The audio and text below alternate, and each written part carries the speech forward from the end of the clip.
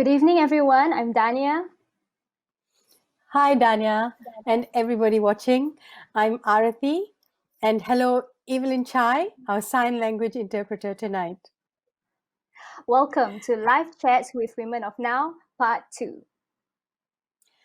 So Dhaniah and I are bringing conversations to your screen with the socially conscious and engaged endeavors of more than 35 women working to connect and support the communities they work with, featured in our Women of Now digital exhibition, curated by Now Artistic Director Norlina Mohammed as part of Festival of Women.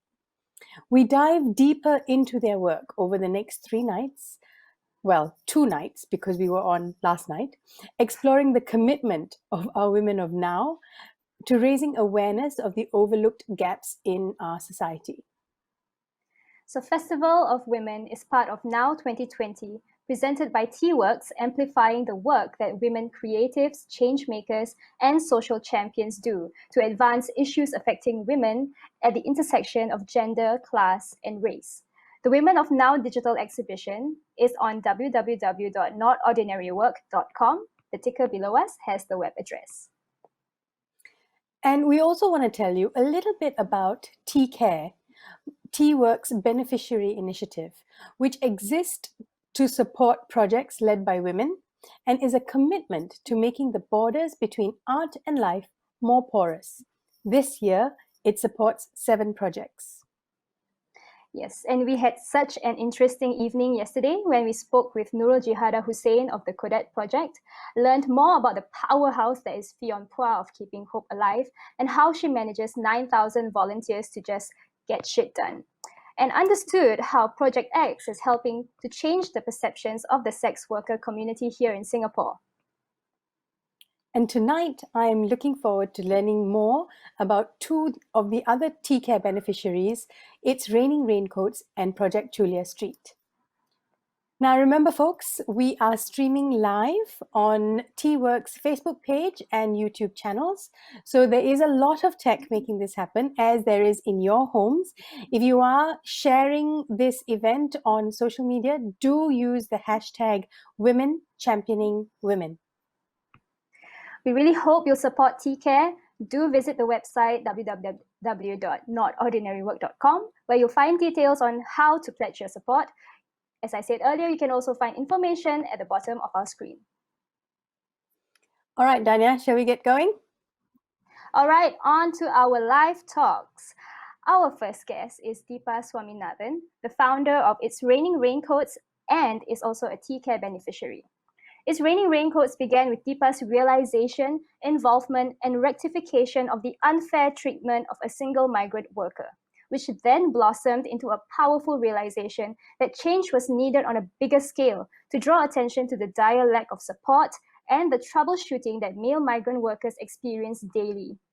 And so began the community initiative, It's Raining Raincoats. Today, over 500 volunteers strong, it spreads kindness and support to migrant workers in Singapore while raising awareness and building bridges. Please watch It's Raining Raincoats. I was driving home one afternoon in a pouring rainstorm. I saw these 2 road cleaners getting drenched in the rain. They didn't have a raincoat. They had a piece of cardboard that they were crouched under. I rolled my window down. They said, "We're soaking wet. We'll get your car dirty." I said, "Never mind, just get in." We gave them some hot coffee, some food to eat. Hi, I'm Deepa Swaminathan, and I'm the founder of It's Raining Raincoats. We hope to achieve, I think, a few different things. One is to show the workers that people in Singapore care. The other one is to bridge the gap between, Singaporeans and the migrant workers, to provide sort of imaginative, easy to access avenues by which Singaporeans can show them their appreciation. The response has been overwhelming. Every time we put out a call, whether it's for food, whether it's for a Christmas initiative, their cause resonates with a lot of Singaporeans. We enjoy the roads, the prune trees, the beautiful apartment towers many of us live in, the safe office buildings we work in. We don't often realize there are men behind this. We are a ground-up movement. Without Facebook, we wouldn't exist. We wouldn't be able to get our message out. It's our primary platform. This is not a one-person job. This couldn't exist without a community. It takes a village, as they say, and ours is definitely a very warm and thriving village. Hi, Deepa. Hi. Hi, Deepa. Hi. Deepa, watching how I you hope you can care hear for the me. migrant worker. Yes, we can hear you very well. Yes, we Thank can. you. So, as we were watching the video earlier, how you care for the migrant worker community is really eye-opening. And I feel like your work really brings the focus back to basics. It's really just about common human decency. Yeah, absolutely right. I mean, there is no great magic to it. You don't need, factory-produced tools to do what we do. It's just opening your hearts, your minds, your eyes a little bit to the plight of the workers, understanding that they've made a huge contribution to Singapore as we know it, and in turn reciprocating with just, little acts of kindness when we can. Absolutely, Deepa. And can you tell me, from the time It's Raining Raincoats began, now right through to the COVID-19 circuit breaker, would you say that the knowledge about the lives of male migrant workers in Singapore has evolved? Like the kind of lives they lead? Yeah, evolved is an interesting word. I think it's definitely grown in the sense that, more people are aware of the conditions in which, the workers live and some of the hardships they go through. Um, Evolution to me will come when that knowledge translates to actual, tangible, quantifiable improvements in their living conditions, but equally in our attitudes towards them. And that I think will be borne out in time to come. Yeah, and I mean, the views and their needs of the migrant workers still, I think, remain largely unheard of, right, on a grander scale. But through the work that you do, we get somewhat of an idea. Um, Deepa, what can we do to empower their voices to be heard? Who needs to hear them? What can we do now so that they've got a better future in Singapore? I mean, they're still helping to build this country. Yeah, I think it's not about who needs to hear them. It's that each of us needs to hear, and each of us has to believe that we, as individuals and in our groups and communities, have a role to play. If you see a racist or a xenophobic comment about migrant workers on social media, every one of us can play a part to do something about that, to turn that tone of perception and that tone of outreach. That's something everybody can do. When you see them out on the streets, you can nod at them or, just lift up your mask for a second to smile at them, to just show them that they're not shunned, but they're welcome and we acknowledge them as people. Of course, volunteering is always an avenue. We invite people to reach out to groups such as It's Raining Raincoats, but there are also other amazing groups that, do a lot of great work. Julia Street is also on today. So any group that, reaches out to migrant workers. But I think at an individual level, the realization that out of a city of close to 6 million, we have, 1 million migrant workers. They're 1 in 6. We don't see them around very much. But they're the men that really build all the infrastructure that we take for granted. So that realization, if you carry it around with you, I'm sure at a subconscious and then at a conscious level, it'll translate to something powerful and meaningful. Yeah, absolutely. I mean, I think it is about being mindful. I mean, I don't think you can go anywhere in Singapore without some kind of building happening. And, they are around us, but they just become, for a lot of people, they become faceless because they're part of that construction site. It's just there and it's there all the time. So that mindfulness, I think, maybe needs to be a bit more present. Deepa, Yeah. what would additional funding do for It's Raining Raincoats? Where would you like to take things from here? Well, as you said earlier, at the moment, we are still a ground up initiative. But with all the momentum we've had in the past few months, we think it's an appropriate stage in our growth journey for us to get registered. So we're looking to get registered. And once we get registered, there's a lot of paperwork and other formalities that come with it. So we'd like a little bit of funding to maybe have one staff that can help us run it, because at the moment we're all just volunteers. We have zero overhead. So every single dollar that gets channeled our way goes to the migrant workers. And a lot of us have day jobs as well. So we're hoping to move to a more formal platform of being registered as a company and hopefully as a charity after that.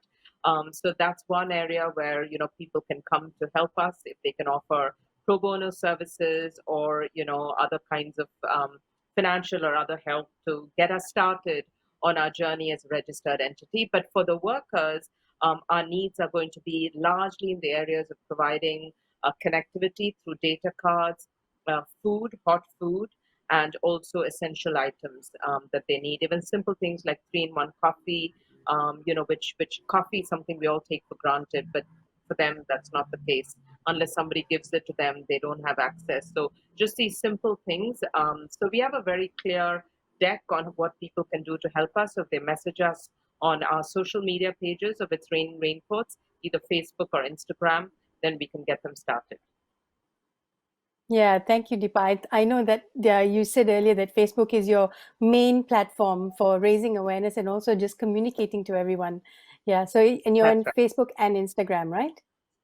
Yes, and also on LinkedIn. Okay, great. Thank you so much, Deepa, for being with us and telling your story.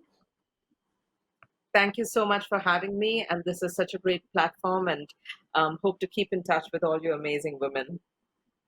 Definitely. Thank you. Bye. Bye. Bye. Yeah, it's really unfortunate that the employment and welfare issues that's faced by the migrant workers have largely been unseen by us. Yeah, but I think with COVID-19 and with mainstream media almost being forced to give readers access to focus on these issues, I think it has been instrumental in raising this on these platforms. I just saw a comment from Nolina. Thank you I so much know. for your support. So speaking of making things accessible, our next video, followed by live conversation, is with Grace Lee Koo, the founder of Access Path Productions. Grace is changing the perspective on disability by creating an equal pathway to the arts. So how does she do this exactly?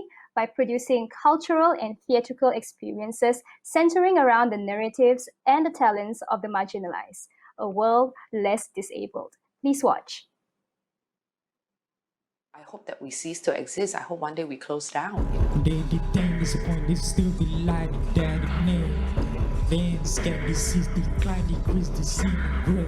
So hello, my name is Grace Lee Koo. I am an applied theatre practitioner and the founder of Access Path Productions. So arts and disability, I think that's where we are right now, where it's a very charity and medical model kind of approach, right? Which is the medical model is, oh, there's something wrong with a certain part of you that needs to be fixed. And the charity model is that, the deaf and disabled community requires handouts. It requires, all these social services to occupy them and to, so it's not so much about addressing individual aspirations, individual talents and needs and ambitions. Whereas disability arts, it brings in disability culture, moving towards professionalization, where the disabled artist paints or writes or performs at a high quality, right? It's given the training, it's given the space, it's treated like a professional artist. And then disability culture and disability identity would feature very strongly in a disabled artist's work. It's about the quality of the work at the end of the day. And we just work in a different way. We're just creative and we problem solve while we get to, to the theatre. We problem solve within it, in the theatre. And, so to me, that's the exciting part of disability arts. In a way, Access Path, we work with that as well. We honor our disability culture, we are disability-led, but we focus on removing barriers for our artists. Hi, Grace. Grace, we can't hear you. Are you muted? Let's try again. Okay, so we're, as usual, guys, it's all on tech, and we're having a little bit of technical difficulties. We've been here before. I think Yes, last everyone's night. now used to it. Yeah, no, and I think everyone at home is probably used to it with all the Yeah. Zoom meetings that everyone's probably on with, drop calls and, drop connections. And the microphone's not working. Yeah, exactly. So I just wanted to take this chance to remind everybody a little bit about TCare, which is TWorks Beneficiary Initiative, which exists to support projects led by women. And it's a commitment to making the borders between art and life more porous.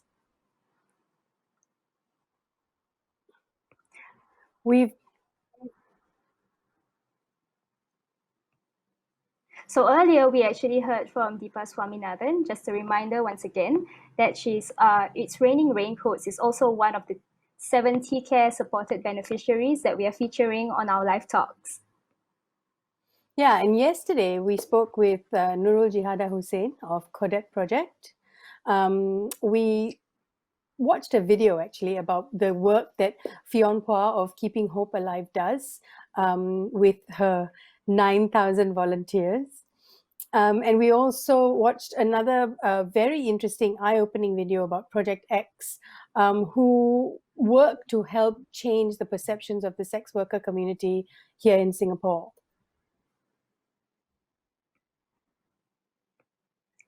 All right, so we are going to move on to our next guest first. Our next guest who's joining us live is Zubi Ali, the community organizer and consultant to Daughters of Tomorrow. We're happy that she's joining us tonight.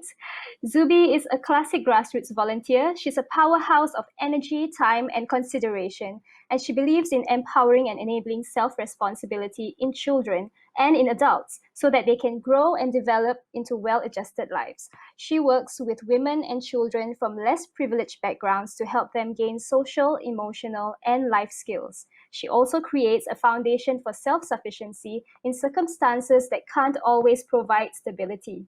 Welcome, Zubi. Hi, thank you, Dhaniah, for Hello. that introduction. Can you hear me? Speaking of tech difficulties, I'm sure you all are a little bit nervous about me coming on because yesterday, Not at all. yeah, Not at all. yesterday, I'm yeah, glad that you're here. good. Yeah, I'm so happy to be here. Thank you for having me again. Yeah, so now we get to continue our conversation interrupted. Tell me, Zubi, how do you work to impart life skills and self-responsibility to children growing up in vulnerable situations? Okay. At Daughters of Tomorrow, we believe that parents are the earliest and first teachers to children. So, for children, especially daughters, to see that their mums are happy, well adjusted individuals, comfortable in their roles, and taking responsibility for their lives, this will be the most positive experience for young children, far more powerful than any form of teaching or schooling that they can receive. So, to help children from vulnerable families, support the mums to achieve stability and help them thrive. And this is what Daughters of Tomorrow sets out to do, and also Reina Movement, the other organization that I'm with. Yeah. When you empower mums, then they obviously have the confidence to then lead, right, and lift families. Mm-hmm. Your work at DOT, as you mentioned, specifically enables women at a disadvantage to be work ready. What particular challenges do they face? And what do you mean by work readiness? What does that entail? Being work ready means that they can operate or function in a in a mainstream society in any kind of job role. One of the barriers for women with lesser advantages are the lack of social connections, not having the assets uh, to go to better schools or neighborhoods or get better jobs. So for us, we provide them with their job readiness tools such as resume, or having trainers come in and give them advice on visual presentation of themselves. But more importantly is working on the inside, like the development of themselves, so that they can step out with confidence and not fail at their attempts to support their families. I think the other barrier that they face is working long hours and at labor-intensive jobs, like standing for long hours. This puts a strain on their health, on their bodies, and not having the resources to take better care of their health means it puts them at risk of being frail or ill early on in their lives. And when the mother is ill, especially for single-parent families, this puts the whole family well-being in jeopardy. Yeah, and we are not even talking about the disproportionate burden that women take on in the household with caregiving responsibilities and domestic chores. I mean, we all know that, right? So these are the barriers that they face. Yeah, no, it's tough. It is tough. Zubi, you also incorporate art. I mean, in addition to all of this, you're incorporating art to educate and build empathy into and around community work and social services. What does this bring to our collective understanding of community work and social service? Well, as we know, a platform such as this, it is so powerful and so inspiring for me to listen to the work of, like yesterday we had Liana and Annabelle, and also for Norlina and her team for putting together such an exhibition. I think for social service practitioners, we are always advocating for change or to fill in the gaps of the service delivery.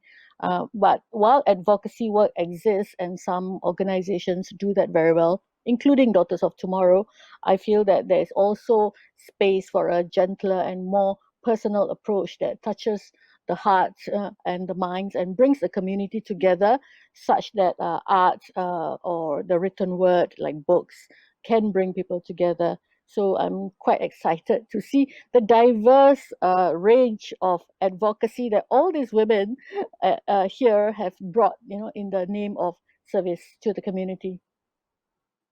Yeah, Zubi, but also you, because you're trying to incorporate art, I've heard that you're collecting stories of women who are single in a world made for two. I like that. For an upcoming exhibition. Can you tell me a little bit more about that? Oh, wow. Good news travels fast. So, Or is it a yes, secret, there's a in lot. which case I've just, No, no, no, smashed not it at all. open? No. Uh, I think there's a lot that has been said about single parenting and being single mom, and there seems to be a particular stereotype of what it is. Just to be sure that there is diversity within the community of single moms, and the other thing is to be able to put out something in their own voice, as not through the voice of others. That is my vision, and that's my ambition, and I'm capturing those stories and hopefully getting them involved so that they can tell the stories in their own way and in an empowering way, and not with the stigma or labels or stereotypes attached to it. That's lovely to hear. Zubi, I cannot wait to see that. Thank you so much for your quiet grace and being here tonight. It's lovely to have managed to speak to you finally. Yes, thank you for being here with us. Thank you. It's my pleasure. Bye, Zubi. Bye. Bye. We're going to have Grace Lee Koo back with us right now. So welcome back, Grace. I'm back. Hi. And you heard me. Wonderful. Oh, second Brilliant. time's a charm. I'm so glad. I'm glad to see you. Grace, I'm going to draw back to the video that we watched, where you say honoring the disability culture. Yeah, I love that. Can you share with us the gaps in society when it comes to accessibility for both disabled artists as well as audiences? So I think I talked a little bit in the video about the charity model, even the cultural and medical models that we are the mainstream imposes on this biggest minority group in the world. So I think three major gaps that we can work towards closing, and that is the lifeblood of Access Path, is that there is this disability rights rallying cry. Nothing about us without us. So one, definitely more meaningful consultation with those who actually need the services provided.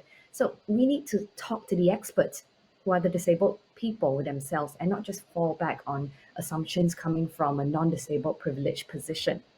Secondly, we can definitely see more authentic leadership, which is the disabled leading and advocating for themselves, for their community, rather than the very current top-down charity model that actually is less effective, and sometimes it benefits the non-disabled more than the disabled in a context as such.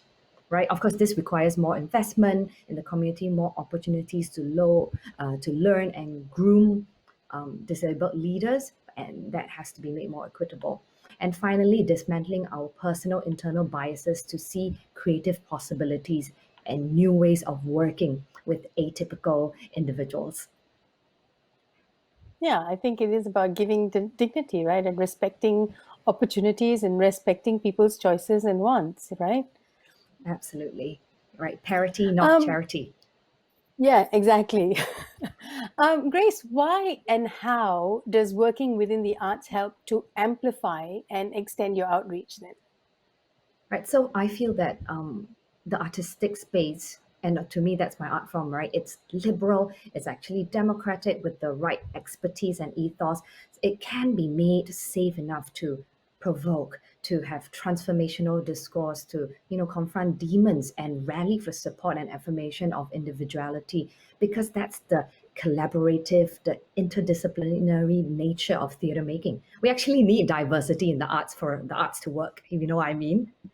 Yeah, absolutely. Yeah. So at Access Path, right, it's actually the heart of our, what we call the AP movement. It's really a paradigm shift. It's about changing hearts and minds, and our work ranges not just from performances to participatory drama classes. There's disability awareness workshops, there's access consultancy, there's audio description service.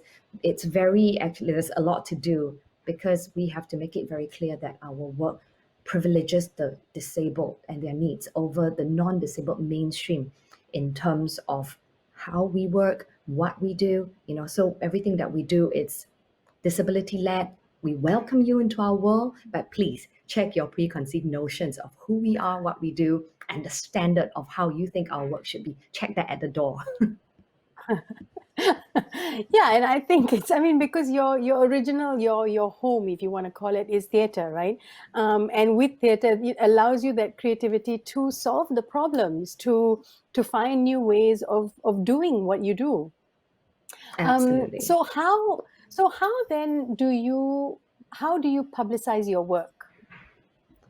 That's a really good question. And I want to start by throwing something out there that it's like we employ what we call the aesthetics of access in every aspect of our work. And of course, that starts with marketing and publicity, which is the first point of contact. And we want this point of contact to be with the most diverse and global audience that we can reach, because it's such a niche subject, right? And essentially, the aesthetics of access is about pioneering working methods in which accessibility concerns are not simply last-minute add-ons, but actually influence and shape the work, the artwork, in wonderful, unexpected ways. So we see accessibility as often functional, planting a sign language interpreter on the side. Hi, Eva Lim, my friend. Hi. Right? So that's pretty straightforward and functional. But in terms of aesthetics of access, we integrate it into the whole creative vision and experience, from the script to moving on stage to set costume design, using sign language, captioning, audio description, all as part of the show's vocabulary. So that goes into the marketing too, in the font size. Do we braille it? Do we post it online? Is it user friendly? And I just want to end with like a little shout out to our first production, And Suddenly I Disappear. You can Google that. It's still hosted online since 2018, way before the pandemic, because it was live streamed to different cities and all these disabled spaces. Yeah, so do check it out and get in touch with us, join our AP movement and tell us what you think, right? Because that's what we Great. do. Great. Thank you so much, Grace. It's been such a pleasure to chat with you tonight. And in Theatre Speak, break a leg for the rest of Access Part's future. Thank you. Thank you. Thank you for very being much. with us. Bye. Bye. Bye. Yeah, so listening to that, I think it's really true that the disabled have largely somehow been portrayed really unfairly as needing society's pity. Yeah, I know. I mean, Grace, I was reading something and she had this quote where she says, we all will age and we all will start to experience some kind of disablement. So it's in everybody's interest to make the world less disabling. And why not use theatre? Yeah, theatre is a perfect, awesome tool. And, if you've just joined us, you're watching Live Chats with Women of Now, Part 2. We were just talking to Grace Lee Koo of Access Path Productions. I'm Dhaniah. And I'm Aarathi, and we are your hosts for tonight. Our next guest that we're happy to join us live is Sharani Hassan, Community Connector. Sharani is someone who finds issues and bridges them with solutions. Having spent time with the state courts and the Law Society, she decided to bridge the gap between community and information accessibility. A video supporting her latest campaign has helped to garner much support for Sharani. Please watch.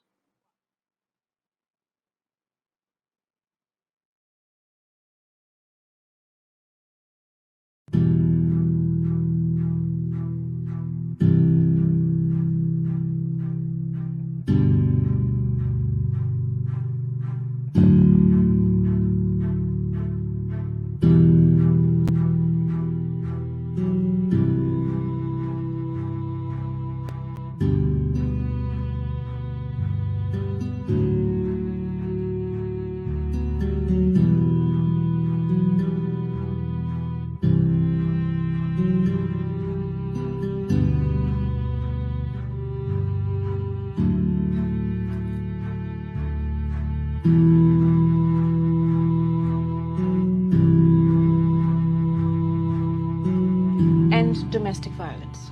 It starts with me. End domestic violence. It starts with me. End domestic violence. It starts with me. End domestic violence. It starts with me. End domestic violence.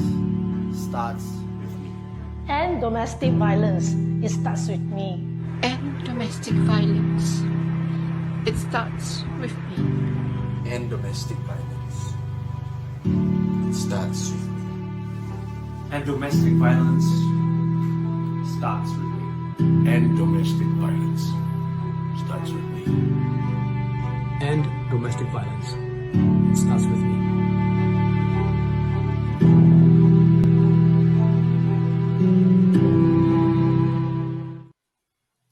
Welcome, Sharani. Hi, you both. How are you? Good. Very good, thank you. Nice to see you, Sharani. Nice to see you both again. And thank you for sharing that community-produced video supporting your latest campaign, End Domestic Violence, It Starts With Me. Sharani, why are there gaps and silences around the conversations we need to have about domestic violence? Yeah, that video that Suhaimi Yusuf made, it was on his own accord. And every time I watch it, it gives me chills, particularly the end, because we do know a lot of people are actually suffering from domestic violence, but they're just not coming out to take action for various reasons. And I think the silence and gaps on this particular issue is probably based on the belief that a lot of people have, which is domestic violence, it's personal, it's private, it's a family affair. that you have no right to intervene. But we cannot continue with that narrative anymore, because the impact on the victim, and particularly if you have children, you're gonna create that intergenerational violence, because kids do what they see their parents do. So we have to break that, and we have to put a stop to it. It is not the victim's fault that she is a victim. And sometimes a lot of victims, they don't know how or where to get help. So the onus is on us as a community, as an individual, as family members, as friends, neighbors, and even if you're a member of the public, and if you happen to witness an incident of domestic violence, this campaign is to encourage and embolden you, or even to guide you on what you can do to help the victim with immediacy. And which is why I think it's very important, not just to create awareness on the issue, but more specifically, it puts the onus on all of us to help the victim. Just saying, or sometimes if it happens in public, for the victim to know that there's a passerby watching and close by and saying, "Are you okay?" and just standing by her, it makes a whole world of difference. And if you think that your friend may be a victim of domestic violence because you sense something is amiss, or you hear loud bangings or crying from your neighbor's house, have the courage to just go over and knock on the door and just say, "Hey, is everything okay?" and say it really loud, so that the victim knows that people around her knows what's happening. And even if your friend who may not want to talk about it, sometimes a simple message, and maybe if you download the helplines that's on our website, you just send her the image and say, "Hey, I'm here if you need to talk." It does give that encouragement for the victim to come forward.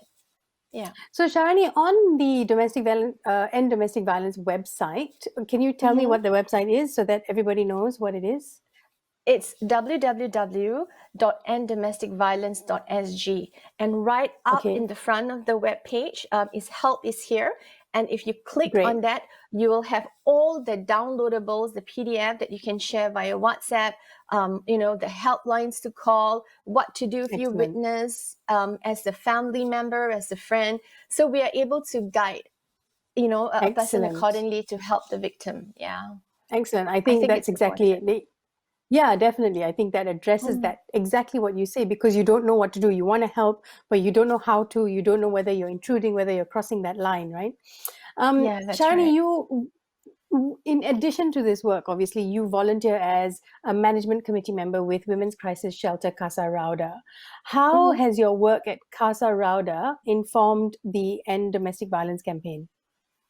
Actually, to a great extent. So, having talked to the residents and, just the sharing by the staff, particularly talking to the residents, sometimes you can't help, but you sense a sense of helplessness, and sometimes to the point of hopelessness where they want to give up because they don't know what they can do. And the only thing that's actually motivating them and just keeping them sane are the children. And which is why it's very important for us to educate everyone out there, whether you're men or women, you're in a situation where domestic violence, prevails, that you are not alone, that we stand with you, and that there are avenues, there are programs to help. And if you think that your life is in danger, there are crisis shelters that you can seek refuge from. It's a safe haven. I think it's very important for people to know that they are help out there for them if they need to. And that is why we came up with this campaign. In fact, interestingly enough, I'm not the kind of person, if you hear a problem and you not do anything, it really frustrates me when you hear of a situation and there's nothing you can do. And we thought, how can we make this campaign different from the rest of the domestic awareness campaign? So we decided to put that tagline, "Starts with me," because then it puts the onus on someone else to help the victim. And before we started this campaign, I did an informal survey among the many chat groups that I have. And a lot of people say, "Oh, just call 999 lah. It's very easy, or so I don't know what to do. I don't think I will go over and help." And that breaks my heart because, if you hear, you witness, and you know something is wrong, how can you not go and help? But then I understand. How can you sleep? Yeah. You still got it But playing, because right? Yeah, because people don't know what to do. And I think if we guide them on what can be done, I think we'll probably see a lot more help being rendered to victims of domestic violence. Yeah. Absolutely. Thank you, Sharani, for bringing this work to notice and addressing that gap. Thank you so much for joining us today. No problem. And I can you just remind people again, while you're here, your End Domestic Violence website, so everybody has it just before you go away. It's www.enddomesticviolence.sg. Brilliant. Thank you, Sharani. Thank you. Good night. Thank you. Good night. So Sharani notices gaps in the community and she actually takes action to try and connect people to address them. Yeah, I think it's great that she's used the platforms that are available, and actually all these women that we've been that we met yesterday and that we're meeting today use all these platforms to make sure they start the conversations that need to happen. Exactly. So starting conversations is also something our next guest does in her own special way. Joining us live is Izzati Ishak, community artist. Izzati is a community artist for Beyond Social Services and a leader for restorative neighborhood teams. She applies her background in theatre to make a change in the community. Using a drama technique known as forum theatre, she leads community projects that support youths and families from less privileged backgrounds as a base for discussion of the issues that they face in life. Hello, Izzati. Hello. Welcome. Thank you for having me. Okay, Izzati, I'm going to jump right in. Could you explain a little bit more about how forum theatre technique engages lives and communities and creates mental and emotional physical space? So basically, forum theatre is a very intriguing form of theatre because it's so interactive. And what intrigues me is actually the creator of FT by Boal, because he says that actually FT creates a rehearsal of life, a space for people to rehearse their life, to look at their problems and to see the gaps that they have within their life and learning from each other. So when I bring these techniques to the community, at first I thought was, are they going to respond or not? But it's because the issues on stage are so relatable to them, but it's so not non-threatening because it's theater, it's drama, it's entertaining, but it relates to them. They feel like they want to intervene in the space. So that's what FT is where the audience can come on stage, take over a character, and see how through their lived experience they can change the situation to be better. So when that happens, I get to see voices that are usually unheard, especially children, because children are always know, you don't know, you're not old enough to know about all these problems, right? But when they start sharing on stage because of what they see in the world, people start to appreciate their voices in the space. Yeah. So because they're given that permission. Yeah, and it's just really nice to see how when they share, the adults in the audience started sharing appreciation to the kids in the space, and that really brings the community together and the connection to come together also. Can you share some of these examples, like who you work with? And I mean, you talked about the impact of bringing the community together, but can you share a few, examples of how these voices have then, I don't know, been a catalyst for something to actually connect?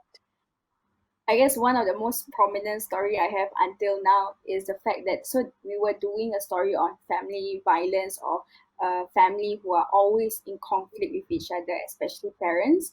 And then we had a child who was an audience on stage taking over the child actor on stage to try to stop the father from shouting at the mother. And it took him like 2 times to finally build courage to say stop, even though it was just a performance. And then when the courage happened, a parent came on stage and said, can I just say that this is exactly what happened to me? My child protected me, and I felt that was very important for any of you. If you are young, you're old, your responsibility is to the family, and you can definitely do something to protect each other. And from there on, all of them knew this mother in the community. So they get to know her, and then now she creates that safe space in her home for young people to come when they are feeling lonely or they have stories that they can't share openly with other people or family problems, because she's the expert of her own community and I'm not, and that's the best way to connect people who are experts of their own life actually. So that's how the theatre started, like bringing people together. Exactly. I mean, that we just talked about that earlier. You know, ask the experts, right? They're experiencing this, so ask them to again use that very, very traditional method of storytelling to share what they need and share how they can solve an issue. Yep. Now, Izati, this was your first job out of university, and you've been with Beyond Social Services for 6 years now. Many of your cohort went into pure theatre instead, but you took the road less traveled. Why? Why did you do this?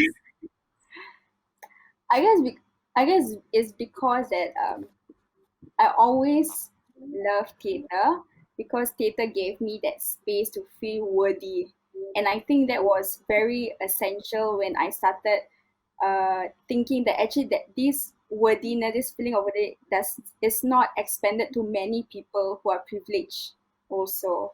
And I think what really stemmed on it was that at a very young age, I got an opportunity to do like a drama project with Boys Home. And I was only 14. And I still remember I was sitting in a circle. All I asked for, what stories do you want to perform to the audience? And all of them started raising their hands. Can you tell a story about my grandfather, about my family, about my problems and things like that? I'll say, wow, you guys really want to share this story? Say, yes, it's important. People need to know. And from there on, I was just on it. We need to create spaces for people to feel worthy of themselves, their stories, and their lived experiences. So that's why I took this road all the way. Well, thank goodness you did, I tell you. Thank you very much for joining us, Izati, and thank you for, in your words, creating that space for the stories that need to be told. Yes, thank you for creating that space. Thank you. Bye. Bye. You know, the arts is always the first thing to be undercredited. It's always just, cast aside. But it's such an important tool to get some of these in-depth conversations just going. Exactly. And the conversations are what builds communities. In fact, when she started giving that example of that child, I actually got emotional, and it's about storytelling to share the essence of our origins so people can empathize. Something that our next guest is also passionate about.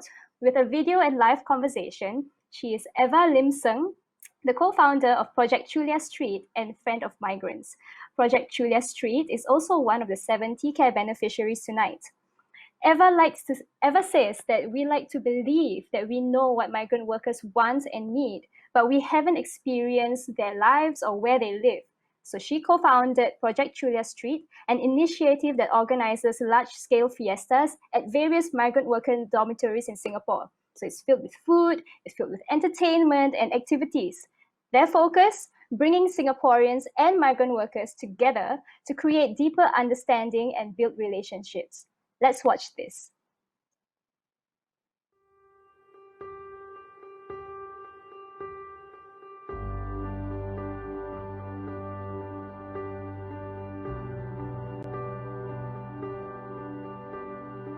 Hello, I'm Muhammad Khalif from Primary 5-4.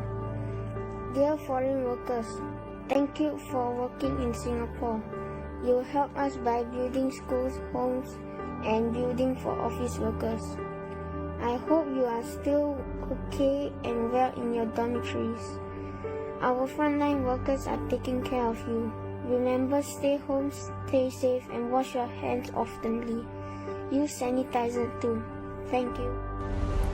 Hello, I am Huan Qian from Bai 2, and I want to thank all the foreign workers for their diligent work and being so respectful and hardworking. I hope all the foreign workers recover soon and take care of themselves. To all our foreign workers, I'm Cheng Yi from 52.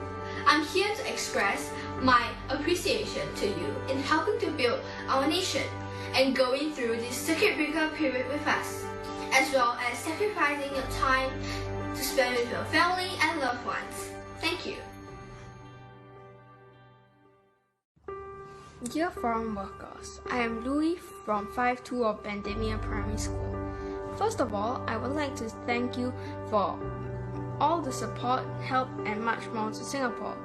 I know you have left your family to come to Singapore to make a living. In this COVID-19 situation, it makes your job even harder. You have to worry about your family members getting infected and worry about losing your job. Singapore already owes you guys a lot for all you have done for this country. I want to conclude this by saying you guys have helped a lot and I appreciate everything you have done for Singapore. Thank you. Hello, Eva. Hi, everybody. How's everyone? Good. Hi, Eva. Louis is my favorite in that video. Yeah, he's so cute. Yeah. Eva, tell me, how did this video come to you? We have a Facebook page and we did a post asking for Singaporeans to just show their appreciation and concern for our migrant workers. And then this video just poured in. We have many videos by students, their parents, grandparents, even teachers as well. Yeah, so that's how it started. Oh, that's lovely. Eva, what do you ensure happens at the fiestas you organize that is of benefit to a deeper understanding and acceptance of the migrant workers that you work with? Before COVID happened, we had many fiestas, and what we do is we bring volunteers into the dormitories to serve the migrant workers with food, play games with them, to interact with them, to have a glimpse of their living condition in the dormitories. And more importantly, we allow that platform for them to build relationship, to have conversations with migrant workers in their turf, and we meet them where their needs are and not for them to come to us. So that's how we try to ensure that every volunteers go back with something that they can remember about the migrant workers and use that to continue to build friendships with those that they will meet in their daily lives. Okay, so, and these fiestas, obviously, like you mentioned, this was pre-COVID, right? So how has this evolved now with COVID and circuit breaker and the fact that you can't have events and, you know, all of this kind of stuff? Yes, so a lot of our initiatives are moving online. One of the things that we came up with very quickly is to think about e-learning for our migrant workers. How can they continue to improve on their skills while they are being cooked up in the dormitories while waiting to start work again. So we're trying to develop some e-learning modules for them where they can actually learn some skills which is applicable to their job, construction work. And so they can get qualification and certification while they are waiting to start work. So that's one. The second part being we have this media channel that we're trying to develop, and it's a talk show format where we invite Singaporeans and migrant workers to come together to discuss certain topics like how they deal with the boredom during circuit breaker, how do they actually celebrate Father's Day when they can't be with their children, to how we get people to advise them from how to not be scammed by people who are trying to take advantage of them, and also things like poem reading. So we want to develop a media channel, entertainment channel for them on Facebook. And moving forward, we want to develop them into different languages as well so we can engage more migrant workers. That's a fantastic idea.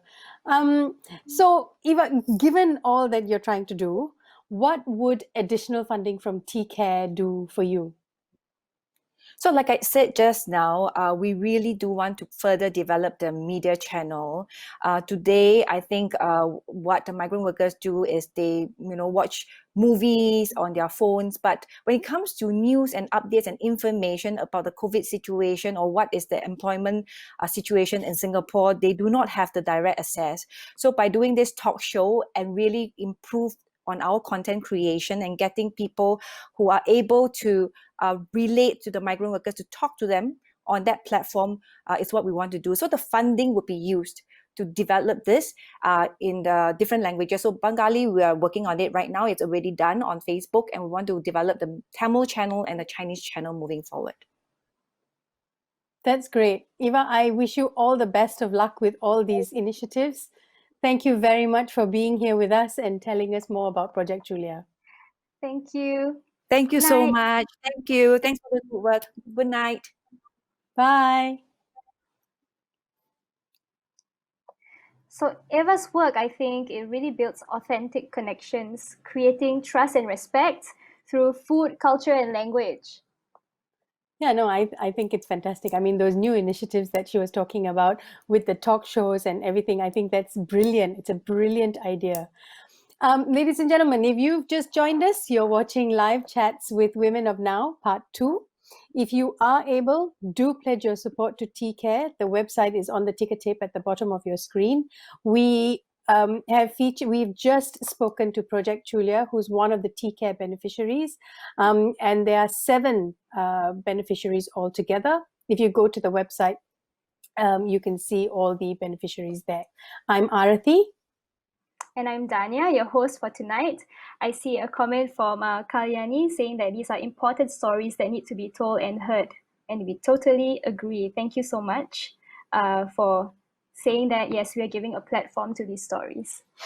Thank you for joining us as we speak to some very interesting women who in their own way are working to lift up communities around them. No one does it better than our next guest, who is Isabel Dejoux, Latis Shasher. I hope I pronounced that correctly. It means artist scientist. Isabel is the kind of artist who plays around the boundaries of science, blurring the lines between the two disciplines. She entwines deep observation and curiosity, challenging us to be curious too, to also make mistakes and learn how to fail. She brings all of this together to make art accessible to the community and available to everyone. Let's watch. Welcome to my studio, located in Blue House International Preschool. L'Observatoire is where I do my work. So let's go in. And I'll give you a quick tour of the studio first before I show you pinhole photography process and tell you a thing or two about how I work. So the studio is in a preschool, and so most of what you'll see around here is dedicated to working with children. They are actually a very large source of inspiration for my artwork. And when I work with adults, I also think about children. These are camera obscura that I created for a children's garden a few years ago, explaining how cameras work. So children get to play with these, adults love them too.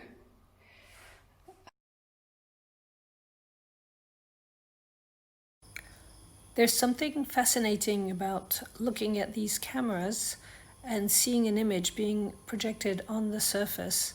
And that's what I use as a starting point, so that when you start looking at images actually produced by camera, they bridge the gap. And these images that you're looking at right now, those were produced with pinhole cameras created by the children themselves. This album was made together with the children during the 3 months or so that I spent in Lengkong Baru. And each of these images was produced using a simple soda can pinhole camera that the children made themselves. And so I'll take you through the steps to show you the magic of how that can be. A pin, a push pin. Very easy to make a hole inside a can. You just push and you get a hole. This is where the light will go in through. It's the same as your camera, the phone camera that you're using, your old-fashioned camera. They all have a hole. A lot of duct tape to close here. Here's the top. You can see it's completely closed at the top, and you just use a lot of tape you end up with this. This is an improvised darkroom, a box which I designed and had some friends make for me. So I'm going to put my paper inside and my camera. I close it nicely and I put my hands inside. Now what I'm going to do inside the box is put the paper inside. Light sensitive paper is not sensitive to red and it stays white until exposed. And here's my camera ready for exposure. The exposure at this time, this light is about 1 minute. And 1 minute by close. Let's develop now.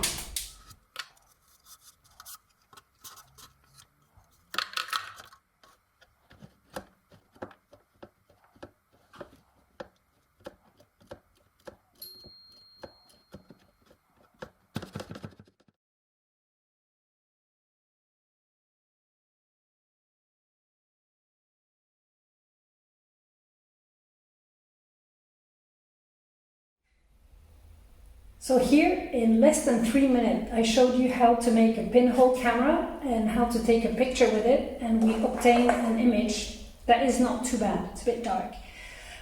Of course, if you try this at home, you might not get it right the first time. You will need to troubleshoot. But what I like about it is the simplicity of the material that you use to start with. So the first step is an easy step, and the magic of the result makes you want to go further and pushes you to try to troubleshoot to figure out what's not quite right. You're taming failure, you're appropriating it, and you're getting some enjoyment from solving the mistakes that you made. You can only get joy if you made the mistakes in the first place. That's how I approach a lot of things. And working with children is a very good way into this, because children have very little problem about making mistakes unless adults have told them that that was a problem. So that's how I approach life, and that's how I approach working with communities, sharing what I am curious about with them.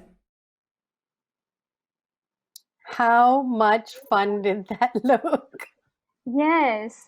Thank you, Isabel, for educating in such an engaging way. And, you know, as a former teacher, I really love what you said about taming failure and how that can lead to joy. I think a lot of Singaporean children need to hear that, and adults.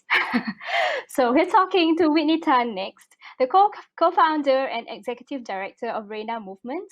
It's a regional non-profit started in 2016 to serve and empower women and children refugees and women from low-income backgrounds. Welcome, Whitney. Hi everyone. Hi, nice to be here. Nice to have you here. Nice to have you here, Whitney. Whitney, the Reina Movement runs a center and safe space in Johor Bahru and Project RIA in Singapore. So I want to kind of kick off with the initiative Reina Center in JB. How does this initiative serve serve women Rohingya refugees displaced in Malaysia? Right. So the Reina Center in JB, we actually run a couple of programs, mostly centered upon upskilling and job readiness program. So in the center, we actually offer services for women and children refugees, and also women from the underprivileged and marginalized community over there.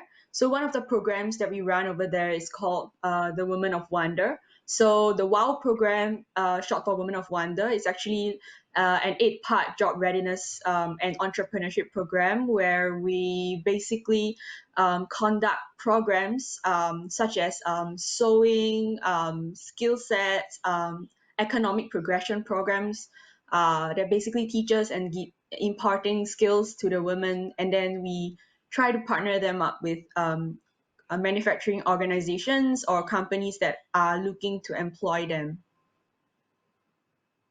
Okay, and Project RIA, which is your other Reina program, that creates spaces and support and learning for women in Singapore. How do you operate in Singapore that's different from what you're doing in Malaysia? Right. The needs are really different in different societies and countries. So, within the Singapore context, we actually work with women more marginalized from marginalized communities, and then we conduct more workshop-based programs for the women, covering on topics that are usually less spoken about, such as in the past we have conducted workshops on taboo topics such as like politics of menstruation, consent, women's rights. And the more recent programs is more centered upon entrepreneurship. So we have a new program called the REAP program. So REAP is essentially short for Reina's Entrepreneur and Accelerator program. So it's essentially an accelerator for women in minority communities that we work with them and launch businesses for them. Okay, that's very encouraging. So also I wanted to talk about this cookbook that you have. It's called Recipes of Resilience. I have a copy of it in my hand, and there you go. It's on the screen as well. It's a cookbook that you published, which shares recipes from the ladies from the Rohingya community in KL. And it's very difficult to get our hands on this book, but we'll cover that later. Where does this cookbook sit in Reina's existing work? Yeah, so that's actually my baby right there. The production actually took us a full year, in fact. Yeah, every single time we're there working with the community, Raisa and I, we both feel that the women and the families treat us as their own. Every time we're there, they'll cook us like a great feast, and we always feel at home with them. And that's a part of the community that we feel we do not want to be lost, and we actually want to preserve it for them. And that's the kind of the origins of why we started on this project. And fast forward to today, the women who actually contributed to the book, so women who are involved in the community and women in the community itself, they receive a cut of the royalty from every book that's sold. And proceeds from the profits from the book, we are actually intending to reinvest in more women accelerator and job readiness program for the community, the refugee community in Johor. Yeah. Well, you mentioned this is your baby. It's a beautiful baby, let me tell you. Thank you. You also mentioned Raisa. You worked with Raisa for Reina Movement to kind of bring up a lot of these projects. What drives both your determinations and that duty to make a difference? I think for Ray and I, it's really different. I met Raisa couple of years ago, and prior to that, I was always in local community, so I was very involved in Singapore voluntary organizations, mostly working with adults with special needs. But I felt that I could do more, and at the time I met Raisa, who is actually an activist. She has been activist for the longest time I've known her, and I felt that I could do more with the community beyond just Singapore. And that's when I met her. We went, and then I followed her to, and then she basically opened up the world of refugees to me, the world of underprivileged communities, and my heart just reached out to them. And so, stars aligned. Ray and I, Raisa and I, we're both very committed to the community and the causes that we stand for. Yeah. Yeah, and Raisa Khan, when you say Raisa, you mean Raisa Khan, who obviously has now will move on to bigger and larger issues as she tackles her new position. Yes? Actually, yeah, Ray, she's been volunteering in communities for a really, really long time. Even before she actually started the elections and the campaigns, she has always been working on ground, be it local or overseas community likewise. Yeah. Yeah, and now she's got a perfect platform to continue that good work. Whitney, It's been great to have you on Live Chats with Women of Now. Thank you so much for joining us. Thank you for having me. It's a pleasure to share. Thank you. Bye. Bye. Okay, so I'm really, really excited about this book. Can I just show you? Look, it's beautiful. It's got stories of the community. Yeah, it's got beautiful photos, it's got stories, it's got their recipes, and it features, their lives of this community, the Rohingya community whose identity has been decimated. But because they've used, the dignity of their food and their culture, and like Whitney was saying, their hospitality, they're being empowered to rise. So it's great, I think, because the proceeds from the sale not only creates income for Reina, but it also goes back to the Rohingya refugee community in Kuala Lumpur. Yeah, and from what you've described of the book to me, it sounds like more like it's a photo journal of their community, which is really great. Absolutely. Yeah. So this book, it can be purchased on their website, reinamovement.org. That's REYNA movement.org, which is going through a little revamp this week. So in the meantime, you can also send them a direct message on Instagram or Facebook to get your hands on a copy tonight. Yes, it's called Recipes of Resilience. Lily, I hope that answers your question. Yeah? All right. Thank you. For our final guest, we're going to watch Crystal Tan and Yvonne Sim, forensic scientists.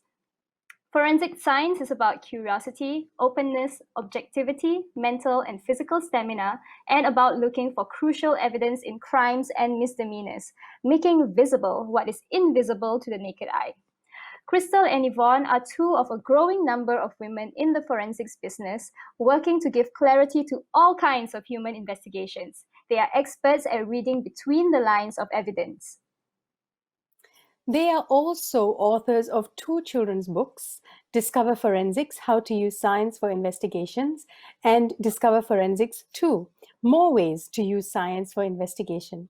Their work lies in the importance of examining evidence wholly and objectively. Frankly, life skills we could all do with. Take a look at what they do. Hi, my name is Yvonne. My name is Crystal, and we are forensic scientists.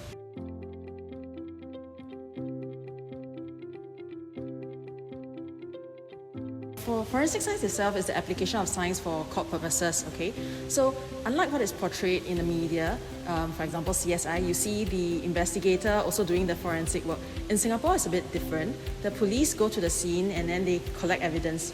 So sometimes the evidence that they collected will be sent to the forensic lab where forensic scientists will examine them and analyze them using their instruments.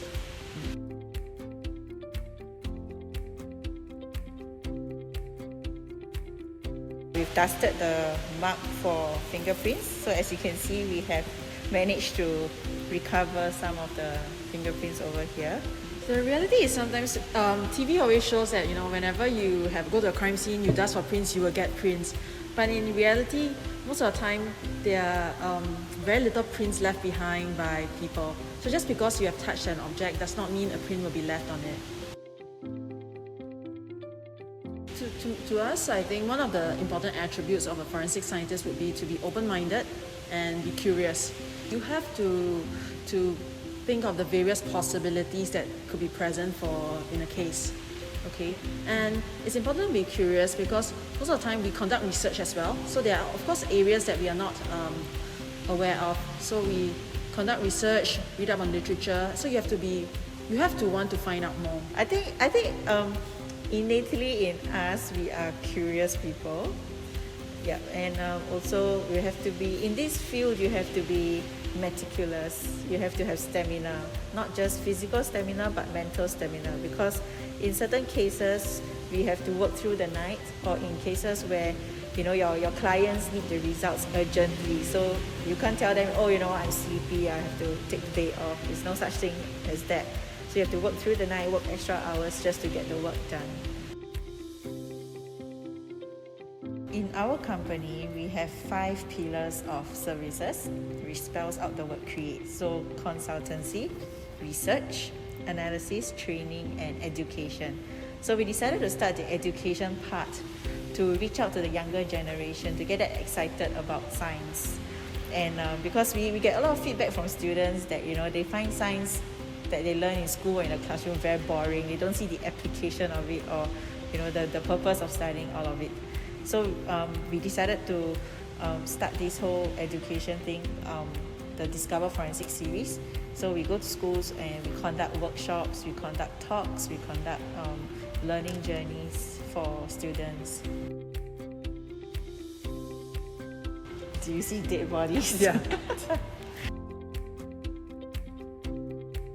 For me, it's working with my colleagues and being able to work on cases, and for some of the cases help people to find closure. For me, it's the same. To me, teamwork and the application of science. Yeah, whatever I studied. Yeah.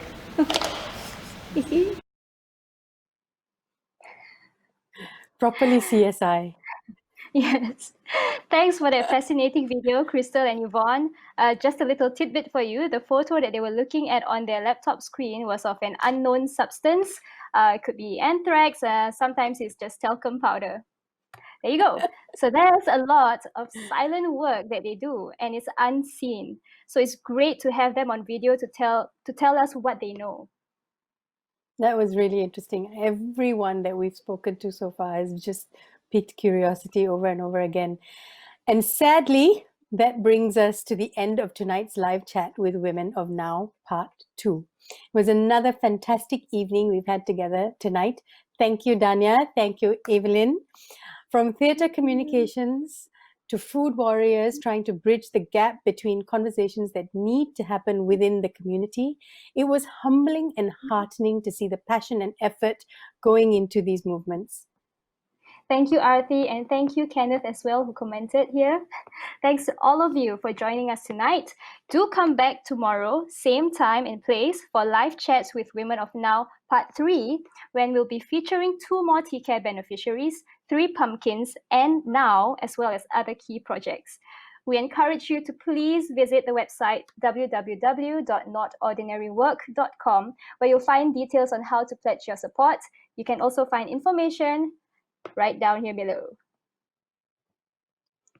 And we have been your hosts tonight. Thank you, Evelyn. I'm Aarathi. And Dhaniah, once again, wishing you a very good night.